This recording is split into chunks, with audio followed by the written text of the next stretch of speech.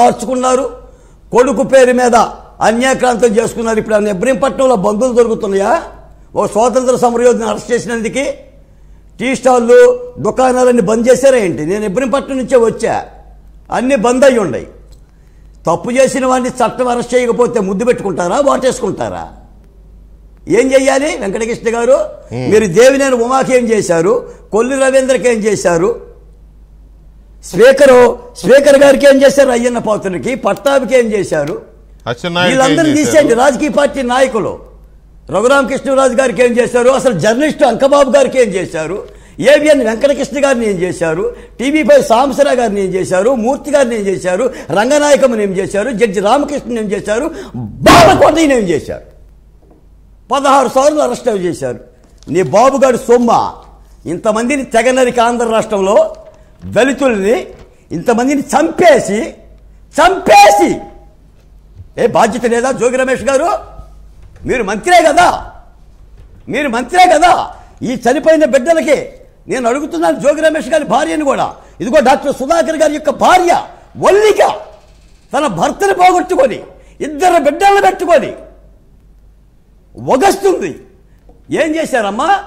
నీ కొడుకు ఒక చంద్రబాబు నాయుడు గారిని రోగిస్తే చెప్పు తీసుకొని కొట్టవా, చెంపలు వాయించవా? మీకు పిల్లలు లేరా, మీకు బిడ్డలు లేరా? ఇది ధర్మమా, ఇది అధర్మమా? ఏది ధర్మం? ఈ రోజున 2022లో ఆంధ్రప్రదేశ్లో జరిగిన హత్యలో దళితుల మీద, ఎస్టీల మీద ఏం వెంకటకృష్ణ గారు 22లో మొత్తంగా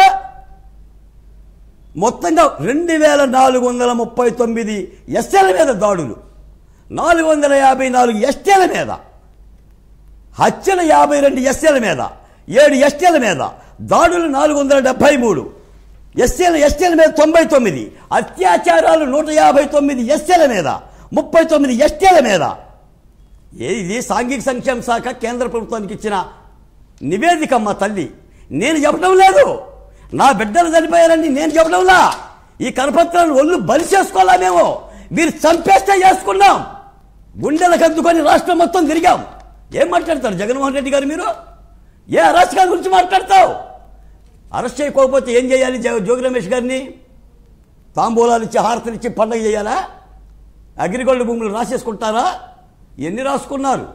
ఎంత ఇసుకు తిన్నారు? ఇప్పుడు వసంత కృష్ణప్రసాదంలో కోరికలతో మైలవరంలో పోటీ చేస్తే వైసీపీ తరఫున కృష్ణప్రసాద్ని ఎన్ని ఇబ్బందులు పెట్టారు మీరు? అడగండి. ఇబ్రహీంపట్నంలో కానీ, పెర్రి ప్రాంతంలో కానీ, మైలవరం నియోజకవర్గంలో జోగి రమేష్ గారు ఏంటో పరిస్థితి చెప్తారు. పెడ నియోజకవర్గంలో అడగండి.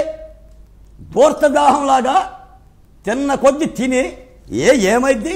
కేసు కడితే జైలుకు పోతాడు, మళ్ళీ బెయిల్ తెచ్చుకుంటారు కదా. మీకేం ఓడుతుందమ్మా తల్లి? మీకు ఓడదు, ఏం ఓడదు. మా బిడ్డలకైతే చచ్చిపోతారు తప్ప మీకేమవుతుంది? డబ్బు ఉంది, పరపతి ఉంది. ఏ వెల్లంపల్లి సీని గారు, పేర్ని నాని గారు, ఇదేనా రాజీవ్ విన్నారా? ఇవన్నీ కాదు. ఈ స్కాములు కానీ, లేకపోతే ఇలాంటి కబ్జాలు కానీ, ఇలాంటి స్కాములు కానీ, ఇలాంటి మాట్లాడతారు. ఎలా సపోర్ట్ చేస్తారు మీరు? ఇలాంటి అరాచకాలు కానీ ఒక సీక్వెల్ గా జరిగినాయి. ఒక సీక్వెల్ గా ఒకరి తర్వాత ఒకరు పోటీ పడి, ఒకరి తర్వాత చట్టాలు జరిగిన నేరాలకి చర్యలు తీసుకోకపోతే చట్టం అది ఉండిననేమి మండిననేమి అదే చెప్పాలి కదా. ఇప్పుడు అందుకే కదా. కాదండి, కాదు ఇక్కడ రెండు విషయాలు గమనించాలి. ఇరుకాల మీద చంద్రబాబు నాయుడు గారు నిలబెట్టారు కదా, 19 గంటలు కదా నంద్యాల గారు. ఎంత పట్టుకున్నారు? బాలకోట గారు ఒక్క నిమిషం. ఎంత పట్టుకున్నారు? బాగోదు అట్లా. ఎంత పట్టుకున్నారు? అచ్చెన్నాయుడు గారి దగ్గర చెప్పండి. బాలకోట గారు దేవిని ఉమా దగ్గర ఎంత పట్టుకున్నారు? ఎక్కడ తిప్పారు? ఏ పాపం చేసింది రంగనాయకమ్మ గారు? బాలకోట గారు ఇప్పుడు కూడా సోషల్ మీడియాలో బూతులేనాయా? హోం మంత్రిత్వ శాఖ మీద కూడా వ్యాఖ్యానాలనే. నిన్న ఒక వీడియో చూసా, మా దళిత బిడ్డను అడ్డం పెట్టుకుని 2 దుల్లపోతుల్లాగా నిలబడి పక్కన ఏం మాట్లాడిస్తారు మీరు చంద్రబాబు నాయుడిని? ఏం మాట్లాడిస్తారు? ఏ పట్టాభి గారు అరెస్ట్ చేయరా? దమ్ము లేదా?